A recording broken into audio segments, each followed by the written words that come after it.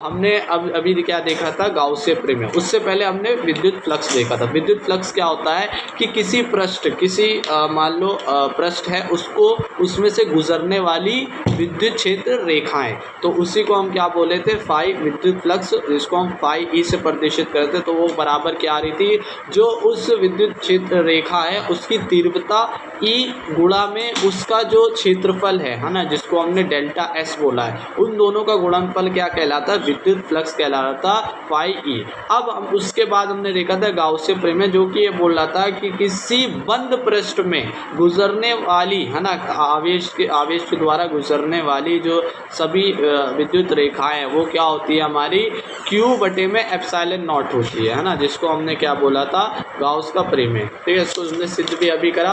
और अब जब हम देखने जा रहे हैं इसके अनुप्रयोग, जो कि सबसे पहला अनुप्रयोग है अनंत लंबाई के सीधे आवेशित तार के कारण विद्युत क्षेत्र की तीव्रता ज्ञात करना। तो एक अनंत लंबाई का तार है, उसके द्वारा विद्युत क्षेत्र की जो तीव्रता ई है उसको हमें ज्ञात करना है। तो वो क्या कैसे ज्ञात करेंगे, माना एक तार है, अनंत लंबाई का तार है, एक सीधा आवेशित तार है जिसकी लंबाई एल है। ठीक है, अब उस पर एक समान रेखीय आवेश घनत्व है लैम्बडा है। ठीक है ना, अब उस पर हमें पता है जब भी कभी हम तार की बात करते हैं, किसी लंबाई की बात करते हैं, है ना, तो वहाँ पर हम क्या लेते हैं, यहाँ पर हम उसका घनत्व, वो रेखीय आवेश होता है ना, रेखीय आवेश उसमें वितरित होता है, तो उसके लिए रेखीय आवेश घनत्व निकालते हैं और उसके लिए हम लैम्बडा यूज़ करते हैं, जो कि किसके बराबर होता है, जो कि बराबर होता है आवेश पे लगने वाले क्या, उसकी लंबाई डी क्यू पर। तो डी क्यू बटे में डी एल इस तरह से हम निकालते हैं ना, क्यू बटे में एल से, जिसको हम लैम्बडा बोल रहे हैं। तो ये क्या है भाई, देखो भाई, अब बिंदु पी है एक,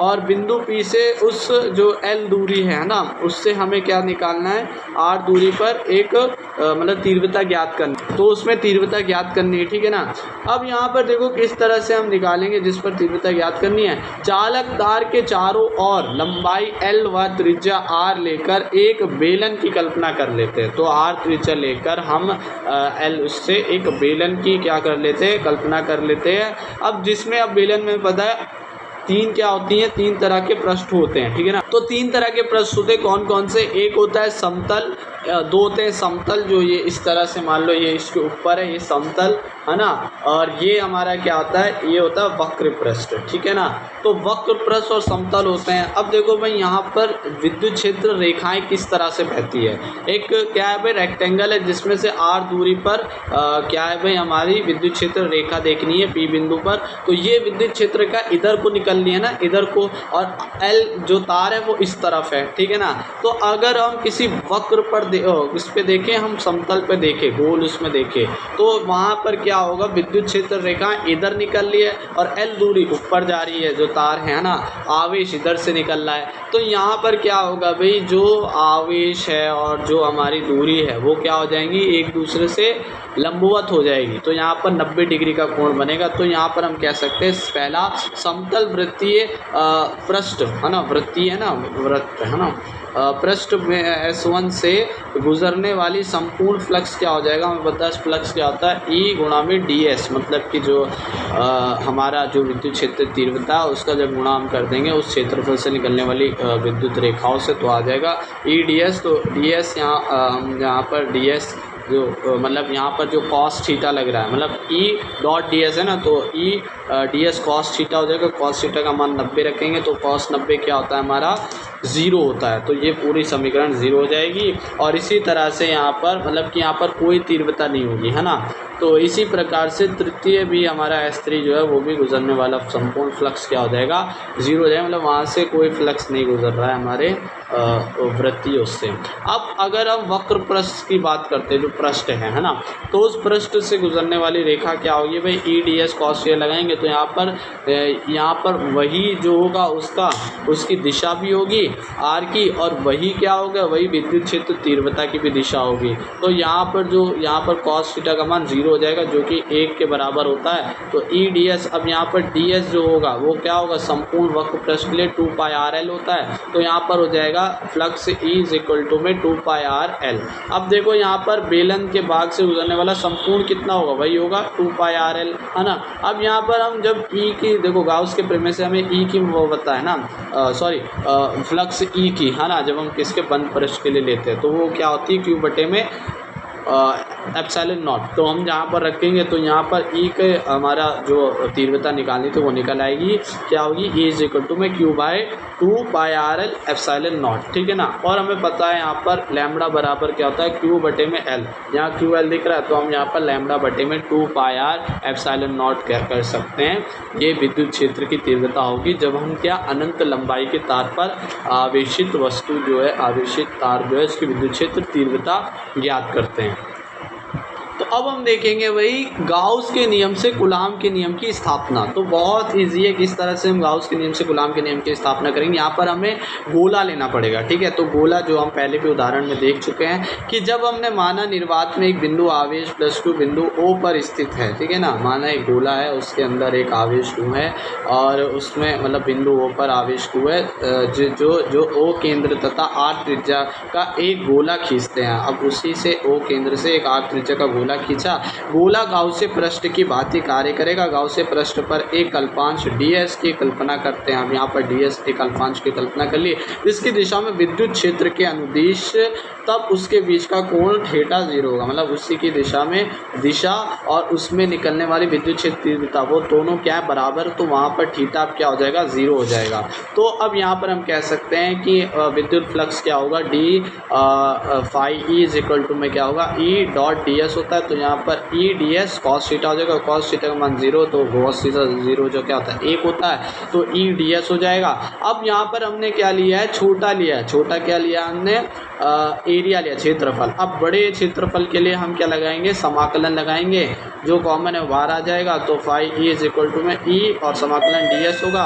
गोले का जो होता है पृष्ठीय क्षेत्रफल वो क्या होता है 4 पाई आर स्क्वायर, तो पूरे का 4 पाई आर स्क्वायर यहाँ रखने पर, तो गाउस के प्रमेय से अब देखो यहाँ पर हमने phi E is equal to में E dot 4 pi are square निकाल दिया है, जो कि हम क्या कहते हैं बंद पृष्ठ में गोले के लिए क्षेत्रफल है ना। अब यहाँ पर हमें पता है गाउस के प्रमेय से कि क्यू बटे में एप्सिलॉन नॉट होता है, ठीक है ना।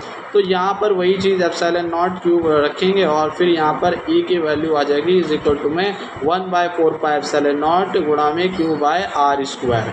अब देखो यहाँ पर यदि बिंदु P पर एक अन्य बिंदु आवेश क्यू नॉट रखें, अब एक और बिंदु आवेश रख दिया हमने P पर, है ना, जो क्या है क्यू नॉट है। अब उस पर लगने वाला जो बल है वो क्या होगा, F इज इक्वल टू में, देखो हमें पता है विद्युत क्षेत्र तीव्रता क्या होती है, किसी आवेश पे लगने वाला बल F बटे में क्यू नॉट। तो अब यहाँ पर E को इधर ले जाओ, बल को वहीं रहने तो हो जाएगा बल इज इक्वल टू में क्यू नॉट ई या ई क्यू नॉट। अब देखो यहाँ पर इसी को रखने पर, है ना, ई की जगह मतलब ई की वैल्यू यहाँ रखने पर तो क्यू नॉट उधर चले जाएगा, तो एफ इज इक्वल टू में क्या हो जाएगा 1/4 पाई एप्सिलॉन नॉट गुणा में क्यू नॉट बटे में आर स्क्वायर। यही क्या है कूलाम का नियम भी है। अब हमारा फिर से एक और क्वेश्चन है कि देखो एक समान आवेशित एक अनंत समतल चादर है, उसमें से क्या हो रहा है भाई, चादर किस तरह से, मान लो यहाँ पर ये है, मान लो, ठीक है ना, ये चादर है, ठीक है, इसमें से क्या हो रहा है, आवेश निकल रहा है, ठीक है ना, आवेश है इसमें। तो इसमें विद्युत क्षेत्र की गणना करनी है, तो विद्युत क्षेत्र तीव्रता की गणना करनी है। तो किस तरह से होगी विद्युत क्षेत्र की तीव्रता की गणना, देखो भाई यहाँ पर हम सबसे पहले यहाँ से देखो आवेश जो निकलेगा एक इधर से निकलेगा और एक इधर से निकलेगा। अगर ऊपर से निकलेगा तो वो क्या हो जाएगा कॉस थीटा, मतलब यहाँ पर एंगल क्या हो जाएगा, जो हमारा हमें पता है यहाँ पर गाउस जो हमारा क्या विद्युत फ्लक्स है वो क्या होता है phi E is equal to में हमारा तीव्रता गुणा में क्या होता है उस क्षेत्रफल और कॉस थीटा। तो कॉस थीटा का मान जब यहाँ पर क्या हो जाएगा 90 हो जाएगा, तो उससे क्या हो जाएगा 0 हो जाएगी, ठीक है ना वैल्यू। तो यहाँ पर केवल एक तो यहाँ से हम जोड़ेंगे और एक यहाँ से जो निकल रहा होगा विद्युत क्षेत्र तीव्रता वो निकालेंगे। तो इसको निकालने के लिए हम एक काल्पनिक फिर से हम क्या मान लेते हैं, यहाँ पर बेलन मान लेते हैं, ठीक है ना। उस बेलन P पर जो विद्युत क्षेत्र लग रहा होगा, इधर जो विद्युत क्षेत्र लग रहा होगा, उसी का हम क्या बोलेंगे यहाँ पर विद्युत क्षेत्र तीव्रता। तो माना ABCD एक समान आवेशित अनंत समतल चादर है जिस पर पृष्ठीय आवेश घनत्व क्या लगेगा भाई, हमें पता है जब यहाँ पर क्षेत्रफल की बात होती है तो यहाँ पर क्या लगता है, अगर तार की कोई बात होती है कोई लंबाई की तो वहाँ पर किसकी हम बात करते हैं, लंबाई घनत्व की, है ना, लंब घनत्व की। और अगर हम यहाँ पर क्षेत्रफल की बात करते हैं तो क्षेत्रफल घनत्व की, पृष्ठीय क्षेत्रफल घनत्व की, है ना। तो इस तरह से यहाँ पर ये क्या हो जाएगा, सिग्मा हो जाएगा, ठीक है। और सिग्मा बराबर में पता है क्या होता है, Q बटे में L, वही चीज़, ठीक है। यहाँ पर L जो दुगना हो जाएगा क्योंकि यहाँ पर लेंथ भी ब्रेथ भी है। तो यहाँ पर इससे r दूरी पर एक बिंदु P है। अब यहाँ पर हमने मान लिया कि हमने मान लिया और r दूरी पर एक बिंदु P है जिस पर विद्युत क्षेत्र की तीव्रता ज्ञात करनी है।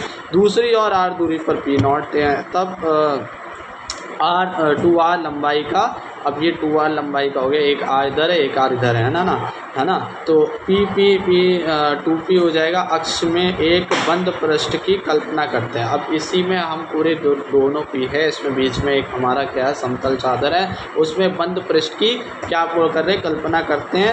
अब जो कि गाउसीय पृष्ठ के भांति कार्य करता है, गाउसीय पृष्ठ अभी हमने पढ़ चुके हैं, उसी के भांति कार्य कर रहा है। अब देखो पहला क्या है, बेलन का वक्र पृष्ठ, है ना।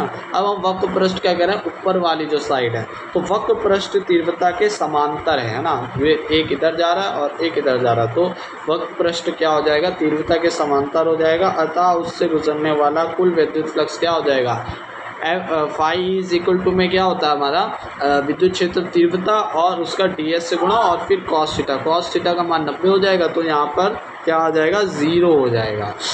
तो अब हम दूसरे में क्या मानने हैं, देखो भाई इस तरह से तो काम नहीं बनेगा। तो माना बेलनाकार भाग दोनों सिरों से वृत्तीय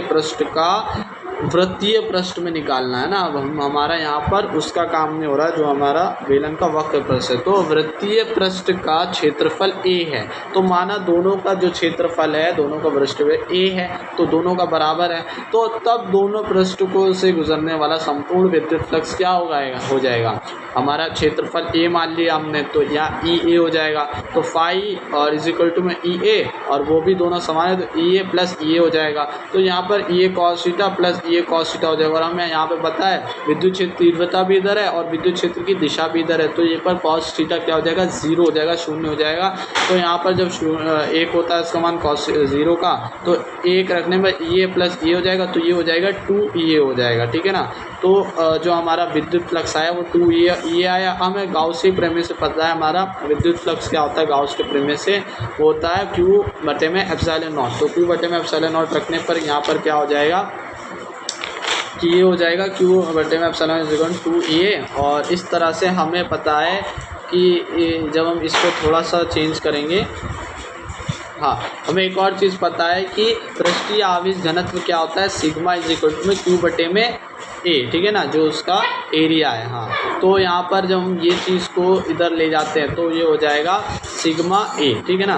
और जब हम यहाँ पर Q की जगह Q की वैल्यू यहाँ पर रखते हैं तो सिग्मा A, तो A से A कट जाएगा, तो यहाँ पर हमारा आएगा sigma is equal epsilon naught is equal to 2E। और E का केवल निकाले तो हमें तीव्रता ही तो ज्ञात करनी थी, तो E इज इक्वल टू में क्या हो जाएगा, सिग्मा बटे में 2 एप्सिलॉन नॉट। और यही हमारा अभिष्ट व्यंजक है। अब हमारा लास्ट प्रश्न है कि एक समान आवेशित पतले गोलीय खोल या कवच के कारण विद्युत क्षेत्र की गणना। तो एक खोल है ना, एक कवच है जिसमें हमें विद्युत क्षेत्र की गणना करनी है। किस तरह होगी, देखो भाई यहाँ पर माना O केंद्र और R त्रिज्या का एक गोलीय खोल है, उसमें +2 आवेश से समान रूप से आवेशित है। तो ये हमने एक छोटा सा गोला माना है जिसमें R दूरी है, कैपिटल R। अब माना केंद्र O से R दूरी पर एक बिंदु P है। अब हमने O से R, एक ये लंबे वाली है ना, तो वहाँ पर हमने क्या बना, P बिंदु का एक P बिंदु पर एक क्या रखा है जिस पर विद्युत क्षेत्र की गणना करनी है ना। मान लो वहाँ पर एप्सिलॉन नॉट है कोई वहाँ पर P बिंदु पर, तो उसमें विद्युत क्षेत्र की गणना करनी है। तो पहला हमने क्या करा, जब बिंदु P खोल के बाहर हो, तो पहले हम देखेंगे जब बिंदु P खोल के बाहर हो, है ना, इसके बाहर हो, तो यहाँ पर हम R जो है हमारी स्मॉल r वो कैपिटल R से बड़ी होगी। तो हम यहाँ पर क्या कहेंगे, केंद्र O से R दूरी पर एक बंद पृष्ठ की कल्पना करते हैं, है ना, एक बंद पृष्ठ हम कल्पना कर ली कि वो P बिंदु पर इतना होगा, तो यहाँ पर जो कि गाउस पृष्ठ के भांति कार्य करेगा। ठीक है, अतः गाउस पृष्ठ से गुजरने वाला संपूर्ण विद्युत फ्लक्स क्या होता है, FE इज इक्वल टू में हमारा फ्लक्स, हमें विद्युत फ्लक्स निकालना है, तो phi E dot D S. ठीक है, तो हम इस तरह से यहाँ पे कॉस थीटा लगाएंगे, कॉस थीटा यहाँ पर निकलने वाली धारा भी वही है और उसकी दिशा भी वही है, तो वो 0 हो जाएगा। तो इसका मान 1 रखने पर क्या हो जाएगा हमारा, जो अब यहाँ पर संपूर्ण इसके लिए 4 पाई आर स्क्वायर लगाएंगे, तो ये सारी वैल्यू रखने पर तो हमारा फाई इज इक्वल टू में आएगा ई इज इक्वल टू में 4 pi epsilon naught 4 pi are square, है ना। अब यहाँ पर जब हम गाउसी प्रमेय से यहाँ पर फाई ई की वैल्यू रखेंगे क्यू बटे एप्सिलॉन नॉट, तो ये हो जाएगा विद्युत क्षेत्र तीव्रता जो हमें ज्ञात करनी थी, ई इज इक्वल टू में 1/4 पाई एप्सिलॉन नॉट गुणा में क्यू बाय आर स्क्वायर। अब देखो यहाँ पर यही विषय में दूसरा क्या है, जब बिंदु P गोलीय पृष्ठ के पर हो, तो अब बिंदु पृष्ठ पर रखना है, तो यहाँ पर क्या हो जाएगा, R और दोनों बराबर हो जाएंगे। ठीक है ना, बिंदु P अब यहाँ पर आ गया तो दोनों बराबर हो जाएंगे, कैपिटल R स्मॉल r। तो यहाँ पर क्या हो जाएगा, समीकरण 2 में सिर्फ यहाँ पर R की वैल्यू दोनों बराबर है, तो यहाँ पर कैपिटल R आ जाएगा। अब तीसरी एक और कंडीशन हो सकती है, जब बिंदु जो है वो P जो है वो कहाँ पर हो, सेंटर O पर ही हो, बिंदु P खोल के अंदर हो, तो इस स्थिति में जो आवेश है वो 0 हो जाएगा भाई, क्योंकि यहाँ पर दोनों आवेश कट जाएंगे आपस में, तो आवेश 0 हो जाएगा। तो समीकरण 2 में यही मान रखने पर, मतलब समीकरण 2 निकाल ले तो उसी में ये मान सब रखने पर क्या हो जाएगा, यहाँ पर जब 0 रखेंगे तो E का मान क्या हो जाएगा, 0 हो जाएगा। इस तरह हमने इस प्रश्न के 3 जो खंड हैं वो देखे। तो इसके साथ अभी हमारा चैप्टर कंप्लीट होता है। ठीक है ना।